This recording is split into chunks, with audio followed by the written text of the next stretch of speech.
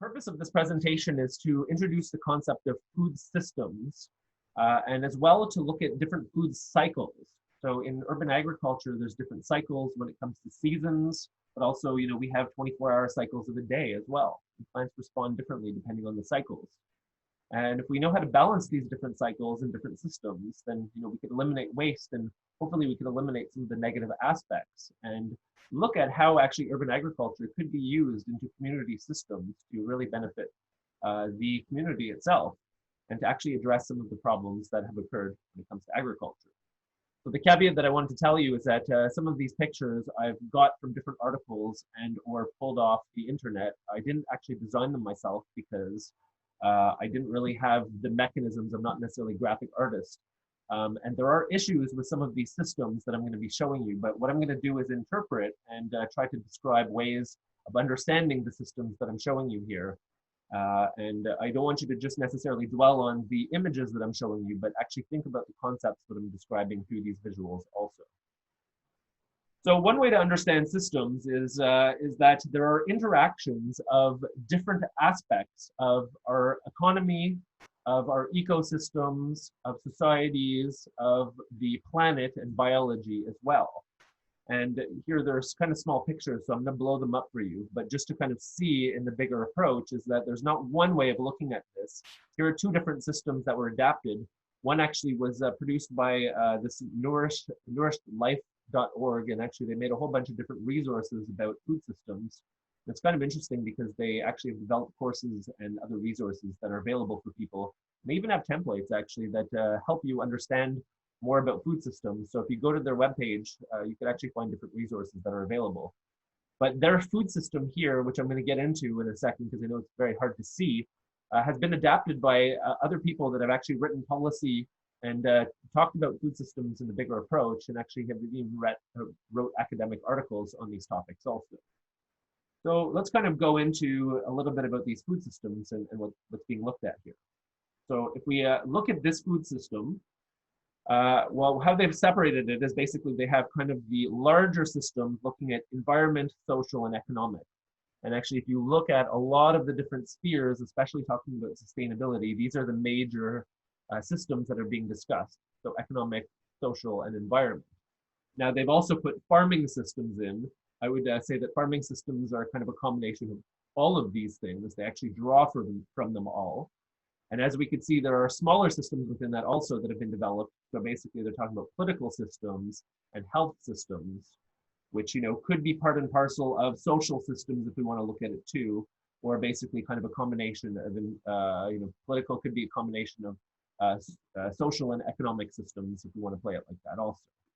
So, the systems themselves touch upon each other. And I would say, with this approach, there's multiple ways of thinking about it. And I'm going to get to other ones as well. But we could look at farms as being kind of an input of all of these different systems and then lending to political and health systems as well. So, well, what does this mean here is that there's different inputs that come into a farm. Some of them are biological. We have nutrients, we have water, we have seed, we have energy. Sunlight actually comes as an output also, or an input, sorry, to farms. But also into farms, we have social systems also. And if you actually look at kind of their way of looping these systems in, is that there are people that are necessary to produce on farms also.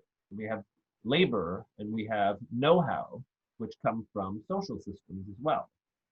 But then economic systems feed into this as well. So, in the capitalist system, money is an input that goes into farms. But also the economic system touches upon the farm system in the way that food is produced for wholesalers, for food companies, for distribution, for grocery stores and restaurants. So we have things that are coming into the different systems and going out of the different systems. And one way to actually think about these different systems is to reduce as much waste in the system as possible. So there's certain things that could actually come out of the system as an output, but then actually go into another system as an input. If we could reduce the amount of waste that's being produced, that's externalized, then it's a lot better approach to the environment, the biological, economic, and social system. So what do I mean by that? Is actually there's waste being produced in biological systems. And sometimes plants die, but you could use that biomass to actually create more nutrients. So we could actually cycle biological systems. technically, if a plant dies and it's seeded, well, the seed will go into the ground and then hopefully will reseed itself and come back. If we're looking at, more permaculture approaches, we don't necessarily need to, start seedlings and different things like that, but we could actually use more natural approaches of just reproducing the seeds from the plants that go to seed themselves. And we could actually take the biomass of things, basically looking at ways of replenishing the nitrogen, but also replenishing other things in the soil, by creating compost, but also making sure that we have cover crops and that we, have things covering the soil so that the root systems actually maintain the different nutrients in biological systems. So here they're talking about biodiversity, climate change, land use, and animal welfare and regeneration. Some of these things also touch upon political systems as well. So climate change is not just about biology, but it's about political decisions that are actually being made. So my critique of some of these approaches is it's very hard to kind of nuance between these different systems. But the good thing I like about this here is that there are crossovers between these different systems, and we could actually see how sometimes the waste from, let's just say, our economic system could go back into biological systems. So what does that mean? Well, really, instead of throwing things in the garbage, we could actually go and compost and regenerate our soils by putting the organic nutrients back into our soils.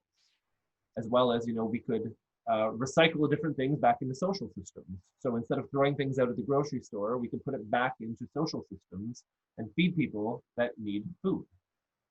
So this is one approach. There's this actually approach was adapted and written as a paper. And a couple things to kind of pay attention to here is there are kind of larger systems changed, but kind of the crux of what was being discussed in the other system that I described is pretty much the same. So here they're prioritizing, basically saying there's health, environment, economic, and social. And then basically within that, they have social systems, economic systems, biological systems, talking about food productions, which in the other slide was the farming system. And then political systems and health systems kind of touch upon these things also. So this is an interesting approach, but I do have critiques of this. And one of my critiques really is what I was describing to you is that, in understanding sustainability, a lot of the discussion is actually about how to balance the three systems. So how do we balance the economic systems, the social systems, and the environment so that the sweet spot of sustainability is met, or basically kind of the center of all of these circles is where we want to actually meet, and this is where sustainability functions. Well, the critique of this is that that's not really the case, because we have to look at these systems as concentric circles, is that the environment actually is the thing housing society, because without a habitable planet for people, we can't have social systems. And without social systems, we can't have an economy. So these things are necessary, and we have to look at priorities. And the priority is basically the environment houses all of these other systems. So if we look back at the systems approach that I was saying, biological systems are actually more important than social systems, and social systems are more important than economic systems. But here they're not necessarily looking at importance as much as how these systems actually interact together. So depending on how we want to map the food systems, we actually could come out with different results. But one thing that I really want to nail home as my main point here is that these systems are in an extent of priority, and they're concentric circles. The environment is more important than society, which is more important than the economy, because without the environment, we don't have society. Without society, we don't have an economy. And there's other systems approaches that have also adapted to this. So we can look at the Food and Agriculture Association, if you want to go check out their systems approach here. They're actually looking at what I was describing by concentric circles. So here their systems are natural elements, and we could actually look at ecosystems, water, climate, soils, and air. And then that surrounds societal systems. So organizations, policies, laws, regulations, infrastructure, sociocultural norms. And then part of that, actually, we have access to natural resources, labor, inputs, knowledge, finance, and other services, which then describes the different cycles that usually people describe in a food system. So production, aggregation, processing, distribution, consumption. So here we're seeing actually that the circles are concentric and dependent on each other, but the more important ones are the ones on the outside because they encompass what's in the middle. Besides that, they talk about economic systems, but they're not necessarily using the word economics. They're basically talking about behavior of diverse actors, which could be food corporations, but community organizations also. And then the sustainability performance within that. So what kind of performance are these companies and actors doing in society? And then basically kind of the center of it is about food security and nutrition, trying to get food that people could eat it and get it so that people actually have access to food and reduce poverty. So, there are issues with this system also, but I do like more of the concentric circle design and the way to understand priorities of systems. But here, this map doesn't do like the other one that I showed you and showed you the interactions between all of these different systems. So depending on how we're looking at food systems, we could have different ways of approaching and understanding how these cycles work together. But to take another step back here, usually food is looked at as different systems that are interacting with each other. And there's many different approaches to looking at that. You're going to see convergence amongst a number of different systems at play. So we can look at food production. Okay, so producing food, we could look at, just, how we're transforming food, not transforming, sorry, how we're actually producing food in farms or urban agriculture or other things like that. But from food production, we have distribution elements. So what we need to do is we need to get the food to locations of processing and basically get it so that we can actually start to transform food. And once food is being transformed, then it's kind of put into the market, or here they're talking about marketing, so that people understand, I guess, what food choices are available. And then marketing and purchasing refer to people going and acquiring food from different distribution outlets, consuming the food and preparing it themselves, usually kind of in this way of transforming. If people are getting processed foods, it's just maybe really heating stuff up. But if you're buying like local vegetables and things like that, or more whole foods, you do different preparations of transforming. And then basically they're talking about waste recovery, so composting and ways of recycling and ways of reducing as much waste as possible. So this is one way to look at food systems, but I have different critiques of this way of looking at it also. So first of all, when it comes to marketing, this is not a necessary thing. This is actually part of a capitalist idea. And actually, if you look at the writings of Michael Pollan, he's got a really interesting argument, basically saying, people ask him all the time of what foods to eat. And what he says is, if you see a commercial for it, I'd recommend you don't eat it. They don't have commercials for things like apples and tomatoes, but they have commercials for transformed foods. And usually the processed foods that contains a lot of chemicals and has a lot of environmental impact are the things that are being marketed. So I don't think all of these things are necessary, but what it does is it introduces us to ideas that there are different cycles that are taking place. And within that, we could look at even marketing as being a wasted resource, because companies are spending money on marketing when they're not actually paying the employees properly to actually produce the food. They'll spend more money to market whatever the food is than actually paying migrant laborers to produce the food that's actually being distributed. So these things could be looked at in areas of waste. And one of the major critiques I have with this is that there's waste coming from all of these different elements, and not all of these things are necessary in a food system. We can look at other approaches as well. So here's another example where we're looking at production, processing, distribution, market and access, consumption, and waste cycles. And within that, we have different views of what production means. So you can look at community garden, edible landscaping. You can look at urban agriculture, processing, basically transforming food, looking at food safety and handling, looking at kitchens, community kitchens, incubator kitchens. We can look at different ways to distribute food, so food hubs, markets, different things like that. We can look at marketing and access, so basically, telling people where and when they could actually purchase different food cooperatives, and other ways of actually having access to food. Consumption basically is, people eating food, getting access to it, getting proper nutrition, culturally appropriate. And then waste management also is basically about returning the nutrients back into the system itself. So this is actually an approach that you see across a lot of academic literature when it comes to understanding food systems, is that production, processing, distribution are some of the main ones. Market and access, a lot of the times is linked into consumption, but in this case, in this diagram, it's not. And then consumption basically is people consuming the food, and then waste management and production. Basically, the cycle keeps on going.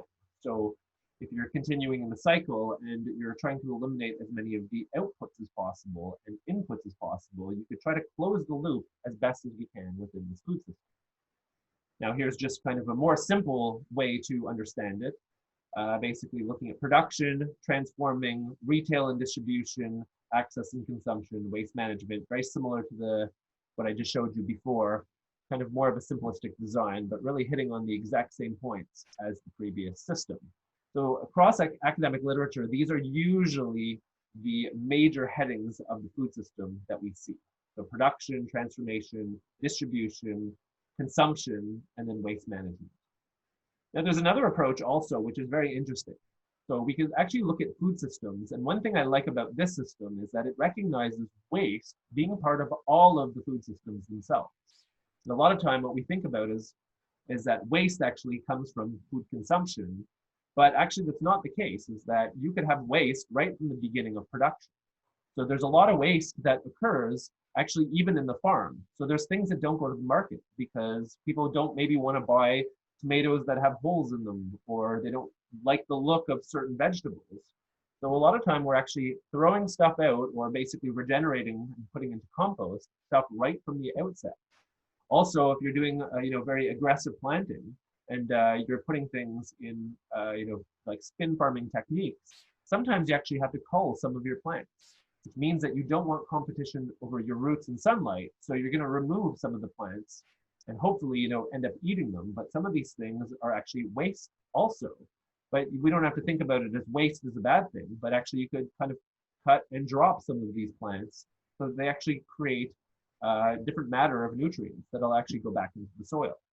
So we have waste coming from production or pre-production, from farming itself, from also the distribution outlets, from processing and storing, from distribution and market, and also from consumption. So all of these different elements contribute to waste and could be managed in a way that will actually help out the other system. So for example, in pre-production, we're actually trying to build as much soil as possible. So trying to get as much organic matter into your composter, actually doing things like cover crops or other things to regenerate your soils and to actually provide nutrients for your soil. But at the same time, within farming, that we have different waste environments also. But it doesn't have to be wasted food. So for example, things that can't sell at the markets because maybe they have little holes in them could be transformed. So you could make sauces, you could cut different parts off of tomato, and if it's got like little blemishes and people don't want to buy it at the market, then make it into a sauce, make it into a juice, do a whole bunch of different things to transform it. Technically, this has added value, and when you bring it to a market, sometimes it actually has more value. But at the same time, it's still able to be part of a system. It doesn't have to be wasted or thrown away. Other things as well, and this is some of the focus when it comes to waste management, is grocery stores throw out a lot of food. And that's true, okay? They do throw out a lot of food. But we could actually look at a whole bunch of different aspects of waste when it comes to distribution outlets. So, not only do they throw away food, but the context of overproduction is that we produce so much food in our environments is that there's going to be food waste just from overproducing food. But then on top of that, it's not just about the food that's being thrown out from the grocery store. This could be repurposed, so it doesn't necessarily have to be waste. But on top of that, actually look at the packaging going into the food sales. So there's boxes and then plastics and all of the stuff going into packaging. This technically is food waste, but to the context it's quite harmful because plastics don't break down like food does. So I'm more concerned about producing plastics and petroleum and all of this different stuff that goes into our food system rather than, just recycling and regenerating things that could actually be composted. But then there's also processing and storage that is wasted as well. So not just about shelf life, but we're putting things into foods, preserve foods for a long time. And a lot of these chemicals are harmful for us and actually are not really good for being put into food unless we're doing this on a commercial basis. But also when we look at distribution and marketing. So why are we paying a lot of money into marketing? And why is that actually, part of a cost of food? Food technically is something that doesn't need to be marketed. We all need to eat. But the way that food is actually being turned into a commodity, there's a lot of marketing going into it because a lot of food is actually disconnected from its real value of what the food really is. And actually, if you want to look at an interesting video, you can look at the course that I gave on food and sustainability, and you can listen to a video that I produced looking at food commodities. But KFC is in the process right now of 3D printing this kind of fake chicken so that they could have it in all different parts of the world and it could be uniform. And it's being touted as something that's really amazing for us because we don't have to kill chickens anymore. We can kind of just use bacterial cultures and start to form chickens out of these cultures, and basically it'll have the same cells. A lot of people will say this reduces animal cruelty and it will be good for the environment. But this comes with a lot of consequences also. It's actually not real food anymore. We're growing something in a lab, and we're not addressing the real problems, which means that one of the major problems is people don't have access to food across the world. The more that we commodify food, the less access we're providing to people because the more it's attached to different markets. So it's not necessarily about having more technology and producing food in different ways, but actually about providing access, equal opportunity, and political and economic conditions so that people could actually have access to food across the world. Another aspect that's interesting is about consumption, and we notice the waste that we're actually, through our own consumption, because we could see if we don't eat something, we either compost it or throw it out, but we can notice these forms really easily in our own household. Something that I'm doing actually is I do not throw out my food, I compost it. And I'm actually not even giving it to the city, but I'm trying to regenerate this into my own garden as much as I can. Because by throwing away or giving to the city, I'm actually relinquishing a lot of the nutrients that could actually go back into my own garden itself. So there are ways of actually managing waste and understanding food systems and the cycles that go into food systems could actually help us in this approach to then prioritize different things and have better food systems entirely. So other ways of actually looking at food system mapping. And this is stuff that I've done in my research, and I'm going to show you an example. But when we're actually mapping food systems and looking at what's going on in the community, we could actually have an approach that looks at these different processes that I was describing. So mapping food systems in communities, we could look at food production, but not just about food production. There's other production that takes place also that helps food to come into production. So yes, we could produce food, but we could also produce tools and things that actually help food get produced. We could also produce knowledge about food as well. So, looking at either traditional knowledge forms or understanding about growing in a practical sense. Knowledge production is integral for food production. And actually we can look at, production of even things like social capital. So, we would like to connect different communities to food. And by doing so, we could network people and actually, develop systems based on social capital and develop resources for communities to actually take part in different areas of production. So production is not just about food production. It could be nuanced into a whole bunch of different things. And usually what we're looking at is different variations of capital production, like knowledge, tools, social capital, and other things also. So this is not an all-encompassing list because to go through all of these different elements would take more than this class here. But this is just to introduce you to different elements of the food system itself. So processing, we can look at different elements that go into processing. So cooking, but not just cooking, preparing. And sometimes preparing could be preparing for even markets. Like, when you pick radishes or carrots, you probably want to wash them before bringing them to the market. They're not all dirty and they actually are presentable to people. So you could prepare food, but you could also, even prepare it in different ways. Like you could chop it up and present it in different ways than just kind of in a whole form. We could ferment things. So fermentations are really great for preservation because actually what you're doing is you're producing good bacteria and actually could keep your food for quite a long time. I make hot sauces and I do fermented salsas and, even make my own alcohols and different things by doing fermenting.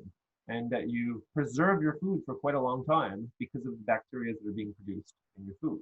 And actually you could store things for quite a long time based on fermentation methods.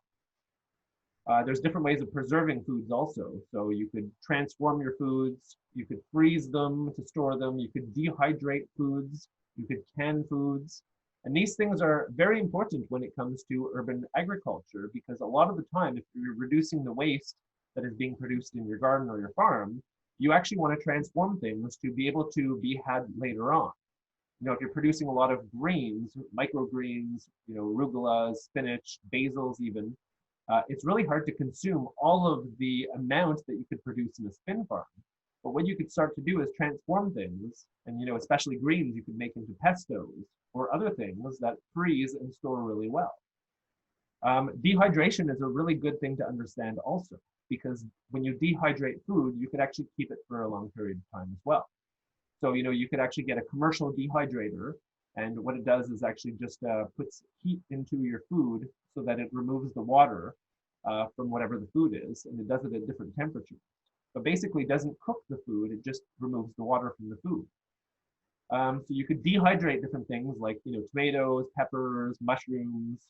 You could use them for soups later on if you want to. You know, I actually bake my own breads and use dehydrated foods in my breads because it tastes good, like sun-dried tomatoes and other things like that as well. We could can foods also. So we could actually have different methods of canning things where we're actually doing pressure canning or, you know, basically just boiling canning as well. Other things as well is important to understand distribution, because sometimes you're producing stuff only for yourself, but other people are interested in market gardening or other things, ways of getting food to the community. So traditionally, you know, we have these large grocery stores and people could go to the grocery stores and basically pick up food. But a lot of times this is coming from, you know, large markets, usually that are external markets, usually international markets that are things being imported. You know, in Montreal, if you look at the farmers markets or whatever they call them, not necessarily always farmers markets. So Jean Talon Market, Machine Market, Atwater Market, a lot of the foods there are actually being imported from other countries and are not necessarily produced locally. But if we could actually maintain more local distribution, so those of you that have come to the Kovic garden understand that we have Les Petits Marchés de la Chine, and actually we are able to do local distributions. You know, charge people a fair price for food because we're eliminating certain inputs that are wasted.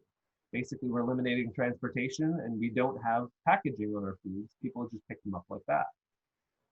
But there's other ways of obtaining foods too outside of markets. So we could actually redistribute food. So the state provides provisions in certain places. You know, provisions actually, they're giving money to farmers at times to subsidize food.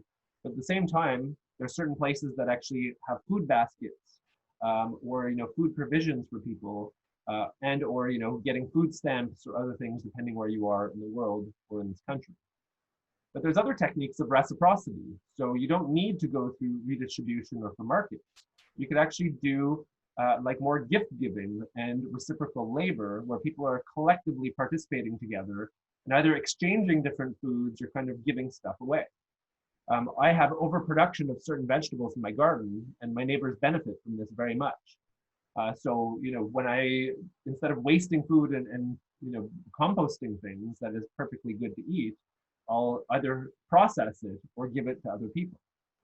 But there's other ways of obtaining food too, and we can look at self and community provision. So it's not just about going to markets, but we can collectively come together and produce food and basically just share the outputs of whatever's being produced. So, you know, collective gardens don't have to be market gardens. They could just be places where people are actually going to come together, produce things collectively, and then just take home the fruits of their labor after. Other things as well, waste management. So if we could think about this in different cycles as well, so we could build compost, you know, all of the bio mass that we're producing should be composted and actually go back into soil building. But at the same time, we could save water by different irrigation techniques. We could do water capturing from rain. You know, we could use water to our advantage. If you have a large amount of space, you could build swales and other things where actually water circulates through your farm, and then you could actually use different water saving techniques. But also seed saving techniques as well. So you could let certain parts of your crop go to seed, or save certain fruits and actually save the seeds of them for the year after. But also, you could sow your seeds as well. So, you know, in different permaculture techniques, instead of saving your seeds and then planting seedlings, you're basically just kind of letting the plant go to seed, chopping it, and then dropping the seeds right where you want things to reseed for next year. but also repurposing food as well. So it's kind of in the way of distribution, but anything that is still good or processable or distributable, and you could repurpose different food, and you don't necessarily have to waste it. Other things to recognize in community food systems is about support. So funding, space, labor, other groups or other organizations, even political actors provide different supports so that all of these processes could actually be part of the food system. So missing from this is consumption. So usually when we're mapping community food systems, we're not necessarily looking at consumption specifically, but we could in different ways. We can measure aspects of food security. We can measure aspects of food sovereignty. We can look at what people are consuming and what priorities are, that they have for different food elements. So this is ways to understand community food systems. And in a holistic vision, usually production or urban agriculture is part of production. But what we have to understand is that there are different elements that actually help urban agriculture flourish that are parts of other systems. So processing is a big part of it because some of the stuff that you produce will have to be transformed or it's going to go bad. Or, you could prepare things for markets if you want to sell stuff, or you could even put added value to cook things and transform them for markets also. But then as well as different distribution outlets, depending on what you're doing, could actually prioritize different things in production elements also. If you're just overproducing food and you have too much, well, this is not necessarily good for you in the community unless you find different ways to repurpose food. But basically, you could allocate different ways of understanding distribution, either for yourself or whatever the intentions of the farm project really is. And one of the major aspects is actually about waste management. How do you recycle or internalize all of these parts of the food system so that outputs are not being generated in a large capacity? So here's an example. Actually, I mapped Concordia's food system. So I looked at the student-run food groups, or as I call them now, campus community food groups, because they're not all technically just student-run, but actually have integration over the campus and the community itself. So part of my PhD project, I actually looked at all of these different elements of the food system and mapped out what Concordia, the campus community elements have put together and what's available in and around Concordia. So what I looked at is who's growing food on campus. So the Concordia Greenhouse, City Farm School grows food at Loyola. Campus Potager, we're growing food at the downtown campus in different locations, on student residence and on rooftops. Hydroflora is actually a hydroponic growing organization that uses the greenhouse and actually grows things hydroponically. And the People's Potato actually have a garden at Loyola also where they grow garlic and other things for their own food production. There's a couple organizations that grow food off campus, but here are these organizations that I've mapped were no longer actually part of the Concordia system, but actually transformed into organizations themselves that have been part of the community in different areas. So City Farm School founded something called the Green Club, where they went to different elementary schools across Montreal and actually put in youth programs about gardening, and then actually over the summer engaged with youth and their parents to actually maintain these gardens. So one of the examples is actually in at St. Monica's School in NBG, where there was actually a garden that was grown by the kids. So they have perennial crops, but they also have annual crops. And the kids actually plant the seeds in the garden yearly and then are encouraged to come back during the summer to maintain the garden. So really wonderful project that still exists in different schools now.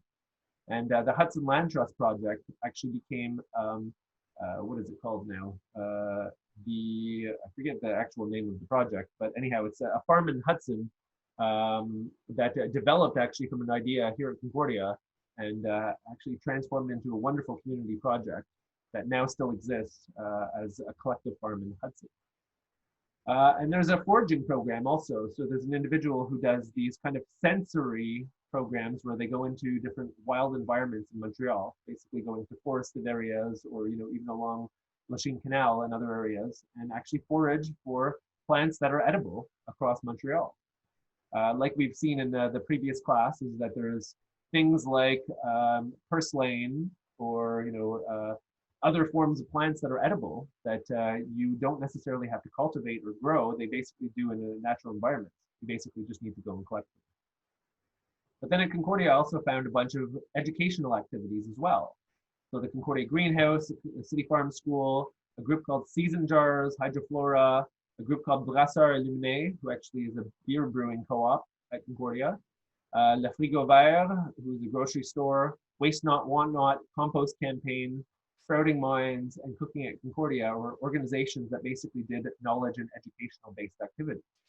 They're teaching people elements about food and actually teaching them things about, like Season Jar was teaching people about canning and fermentation, where Hydroflora was teaching people about hydroponics. So these are really important also because they actually teach people about food systems and they're part of production in the way that they're producing knowledge. But there's also conferences. So Concordia has a Bite Me conference and Transitions conference. So these are actually really good for networking and producing knowledge also. Other elements is that Concordia has a bunch of groups that do processing. So Cooking at Concordia was founded by someone named Arian, who was basically just teaching people how to cook and transform food so that they could bring it in jars and not necessarily rely on restaurants. And basically they'd come together, do collective cooking, and then basically bring the stuff in jars.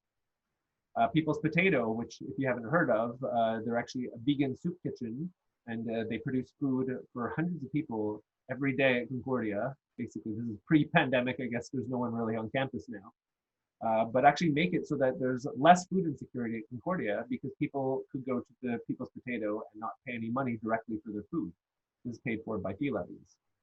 There's the Hive Solidarity Co-op, so basically a multi-stakeholder co-op where members get good prices on food and collectively own this coffee shop. Other things like Reggie's turned into a co-op.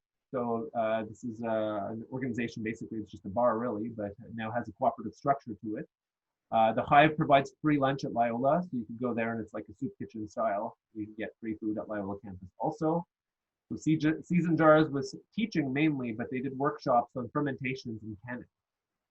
Brasseur Illuminé were actually processing beer. At one point, they actually offered some of their beers up for sale at Reggie's Co-op, but the organization doesn't necessarily doesn't function like it did in the past, and they no longer do that. There's Mother Hubbard's Cupboard, which actually is called Mo Hubs, that actually were doing weekly dinners, and basically people came together, cooked together, and then ate together also. There was a group called Food Against Fascism, and they want to raise awareness to the growing kind of online context of fascism and to address some of the hate crimes that were coming out, especially as the Quebec government was imposing Law 21 and was really impacting religious minority groups, especially the Muslim communities.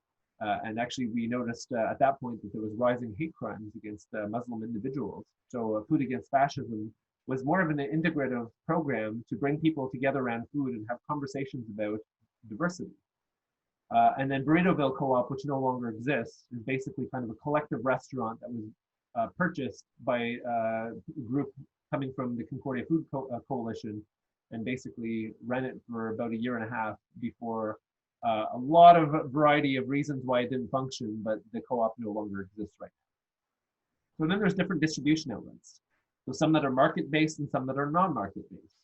So the Hive Solidarity Co-op still exists. It's a market-based, you have to pay money in order to get food there. Reggie's Co-op. There used to be something called Cafe X, the G Lounge in Burritoville. These no longer exist now for various reasons, which I'm not going to get into presently. But there's also non-market-based also. So non-market-based is very important because this is usually compensated through, at Concordia, through fee levies. But also, you know, you could look at government subsidized programs in other communities. Non-market-based means that they don't actually have to pay any money to get food, but could get provisions based on, you know, donations or other ways. These are ways of reducing food insecurity. Concordia has different grocery store outlets also, some that are market-based and some that are non-market-based. So, you know, market-based, the greenhouse have seedling sales, City Farm School sell their vegetables, Concordia's Farmers Market were selling vegetables also and fruits. Campus Potager had a pop-up market. The Frigo Vert sell a bunch of stuff at their local environment also in their little shop.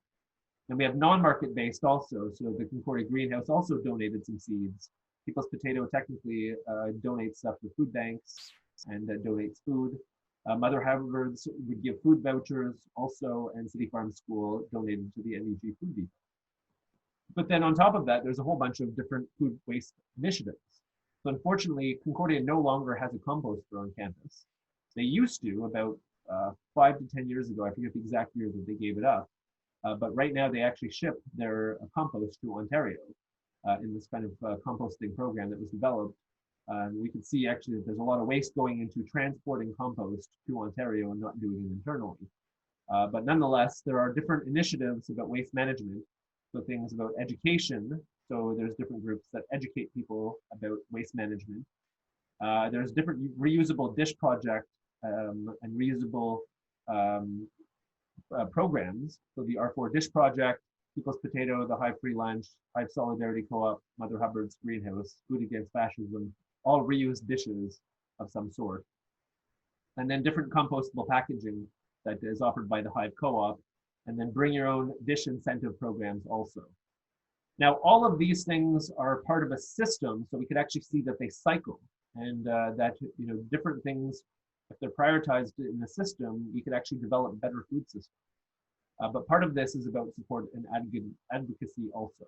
So it's not just about the food systems and the different things that fall within it, but there is a lot of support coming from other groups and other organizations. So I'm going to continue through, and I know this is quite a lot to take in, but I'm going to get to the questions at the end of this. Other things that I want to talk to you a little bit about is ecological cycles also. So there are different cycles that we should understand when it comes to urban farming, and things that are easy to identify is seasons. So here I provided 2 charts for planting calendars. And these are really interesting. This one here, the planting calendar, I put as a link. You could actually go to this one. It was actually developed using a whole bunch of different resources, but looking at when to plant different things in Montreal, as well as when to start your seedlings so that you can have the most productive garden. There's another planting chart. This is more visual, and actually this is available at West Coast Seeds. They actually looked at Montreal environments specifically, but actually did this for all over Canada, and put as a visual map when you should be planting things, either as seedlings or direct sow, and when you should be actually planting your crops. So please take a look at these at some point. I would have put them on this presentation, but the maps are too big. You wouldn't be able to see anything. So instead, I just put the links and resources that are available. But why is it interesting to understand seasons is because if you're planning your garden properly, you want to know when to plant at what time, and look at different ways of succession planting. So at the beginning of your cycles, usually you're planting things that are resistant to cold weather, because you could actually seed some things in the spring. But at the same time, you want to start in the spring putting certain seedlings in place so that they're ready to transplant into your garden later on. So, around the end of February, beginning of March, you're going to want to start to plant your pepper plants. You're going to want to start to plant or your seedlings, not your plants necessarily, but you're going to want to develop your seedlings for peppers, for onions, and other things as well. But starting in when the frost starts to dwindle in Montreal, you can actually start to seed things directly in the ground. So things that are hardy to the cold weather, like spinach, for example, or radishes or other things. Greens and different cover crops and things like that also. So if you're looking at the different cycles, certain plants don't like hot weather. They like colder weather. So they're good for the spring and the fall. And other things could be planted in succession. So once you've planted some things like, let's just say mustard seeds as a green that you might want, well, later on, you're going to start to cull and harvest this. And when it comes to planting tomatoes, let's just say in the last week of May or the first weeks of June, then you're going to have space because you're doing succession planting. So there's different seasons, and by understanding the seasons, then you could actually prioritize different things in your garden. At the end of the season, you're going to want to start to save seeds, and you're going to want to let some things go to seed so that you could actually have a regeneration for the years after. So seed saving and seed sowing, you can cut off certain seed pods and put them into the ground, and things will reproduce naturally. But you could actually save seeds from pepper plants or tomatoes, and then you could start them inside and then transplant them into the garden later on. But other things that are part of cycles also are nutrient cycles. So your plants are taking nutrients out of the ground, but then you can put them back in the ground by actually composting your plants or providing cover crops and chopping and dropping certain things, which will actually regenerate your nutrients also. You also want to keep your different roots in your garden also, because you don't want your nutrients to run away from your garden, but to stay within your garden. So perennials are really good for that, as well as certain crops that'll actually keep the nutrients to the surface of your garden. You also want to look at water cycles. So stagnant water isn't good, but you do want running water. And sometimes this becomes an issue because in the city, you can't really dig swales, or it's harder to have water usage, but there's different ways of saving water. So you could actually, have rain capture or other things and look at cycles of water and not necessarily just putting in water inputs from your hose. Another thing that's important is harvesting and culling. And this is where, a lot of beginner gardeners miss out because sometimes they want their plants to look nice and they don't want to pull them out of the ground because it's really nice to, have like rows of lettuce or rows of things. But if you don't cull them, then sometimes there's too much competition. And if you're not harvesting things on time, then it basically goes to waste also.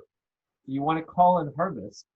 Culling basically is a technique where you're pulling out certain plants to prioritize the sun space and the root space for other plants or for plants that are more important. So, if you plant dense rows of lettuce or greens, you're going to want to start to pick some of them because you want to prioritize other ones growing. So basically you harvest, have some baby greens, and then let some get larger, and then you could harvest them later on, and then let some go to seed also so that you could have seeds for next year. Other things you want to understand in cycles is succession planting. So, at the beginning, you want things that are cold hardy, things that are going to take over more of the top surface so that weeds won't be produced. So things that actually grow quite rapidly, things that actually attract pollinators at the beginning and beneficial insects. But then throughout the garden, you can actually pull things out and replace them with other plants. So, you can pull out some of the greens once it's going towards the beginning of June and actually plant other things like tomatoes or, things that are actually going to take longer in fruit. So within these cycles also, you want to attract pollinators and beneficial insects. So you want to look at what things flower at certain times and actually prioritize the different aspects of flowering throughout the whole year. So, a lot of people like to pull out their dandelions at the beginning of the summer, but it's actually good to leave them there because it attracts pollinators. And this is something that actually flowers, one of the first plants in a garden or in your lawn even. And different crop rotations also. So you want to cycle your different crops around your garden that are annual crops. So you don't want to plant the same plant in the same spot all the time, but you want to rotate your crops around so that you're not just sucking up the same nutrients from the same plant. One of the major things that you want to do, though, is balance your garden and balance the biodiversity. So much of what's described, especially in permaculture methods, is trying to build as much biodiversity as possible. And ways of prioritizing biodiversity will help with these different ecological cycles. Because once you could balance your garden as best as possible, then these are beneficial things to actually have as part of your garden. So just a couple things about actually creating biodiversity. I know I see some people that are asking some questions or having conversation in the chat. I'll get to that in a minute here. I can't really see the chat right now, so I'm just going to go through the two last slides and then we'll go to a conversation later on. So creating polycultures, and actually this is a really interesting book by Hemingway called Gaia's Garden. This is a book that I highly recommend actually if you're looking at permaculture methods to homesteading and urban farming. But in this book, actually, the discussion about creating polycultures, there's different steps to be taken. So one of them that you actually seed several varieties of each species. So you're not creating monocultures, but you're creating different varieties. You don't sow the seeds too thickly. You actually want to have them in ways that they could actually flourish and not compete too much with each other. And actually begin to harvest early. So you start to cull your plants and use them so that you actually give room for plants to flourish and grow. So, if your plants are too dense at the beginning, well, start to harvest them early and it'll give room for your other plants to flourish. So mix plants, and not just different varieties, but mix species of plants too, and different families. So you don't want just all tomatoes in one area and all peppers in one area and all of these things, but you actually want to mix and match and create a biodiversity network so that it could actually prioritize bringing in beneficial insects. And if there's different predators for certain crops, that they actually don't get devastated all in one shot.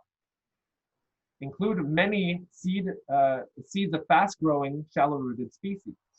So this is one way to eliminate weeds, is actually grow things that are fast-growing, especially in the springtime, so that it could actually compete with the weeds and grow different things that could be edible. So things like mustard seed, arugula, or things like that are fast-growing and they're shallow-rooted. They're easy to harvest and they're edible. And these things will actually prevent weeds from growing. Overlap harvests. So once something's ready, then you can pick it out of the ground and put something else. So, if you do your greens at the beginning in the spring, well, later on, you could actually pull some of them out and then plant tomatoes at the end of May, beginning of June. Avoid root and light competition. So you don't want to plant things too close so that the roots are competing, but also you want to be careful of light competition. So, depending on where your sun is, you want to plant the things that are larger or that actually reach higher in the back so that the things in the front will still get sun. So, you could look at different ways of prioritizing certain plants so that they all benefit from light and avoid competition. You want to harvest whole plants also, and this is especially when you're planting greens and other things, because if you want to if you harvest the whole plant, you're actually going to give more or remove the competition when it comes to roots and lights. Obviously you're not going to do that with fruiting plants because you're going to pick the fruits off of it. But when you're planting things like spices even, if you plant them too densely, you want to remove these plants and prioritize some of the plants that are going to grow later on and get bigger. You want to save a few plants for seeds. So let some of your plants go to seed and save some of these seeds so you can actually use them again in the future. And examine your polyculture every day. So make sure that your garden is being balanced and figure out ways to balance your garden as best as possible. The last part of the cycles that I'm going to get into, and then I'm going to get more into an interactive discussion. This is actually a way to start to understand ecological designs. And we could look at this as a way to set up a garden, but then after that, we could look at this as something that continuously happens year after year. So the first thing you want to do when you get into a garden and you've never actually worked the land before, you want to observe certain things. So you want to observe where the sun is, what parts of the yard get access to sun more than others. You also want to look at, observing different ways of capturing water and other things that are just about observing the world.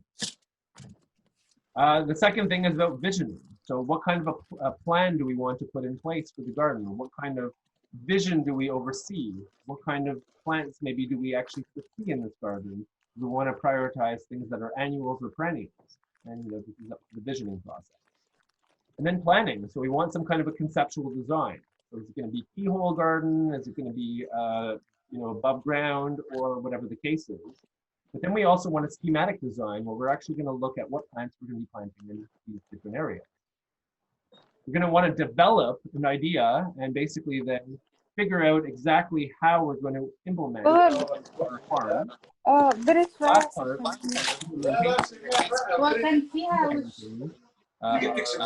development. So I hear somebody's camera on, and I don't know who it is.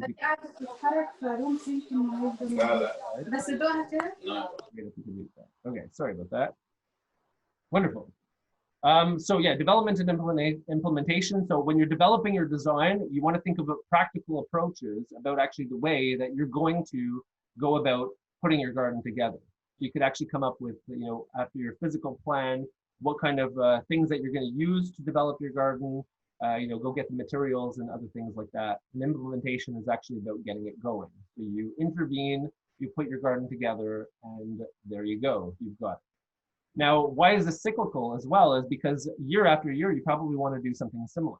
So what I do every year is, yes, I have kind of a grand scheme and design that I put together, but year after year, I'm going to go back and observe and actually look at the interactions and implementation that I've done, and then re-observe to actually make sure that this makes sense.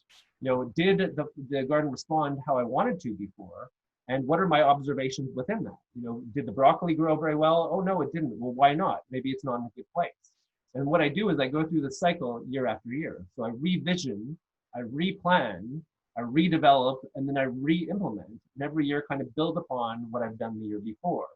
And if you do this in a cyclical process, then basically what you're doing is putting an approach where you're intervening in whatever the garden is. Basically, you're intervening with nature, but then you're also going back through the system, observing and making sure that your implementations actually are functional.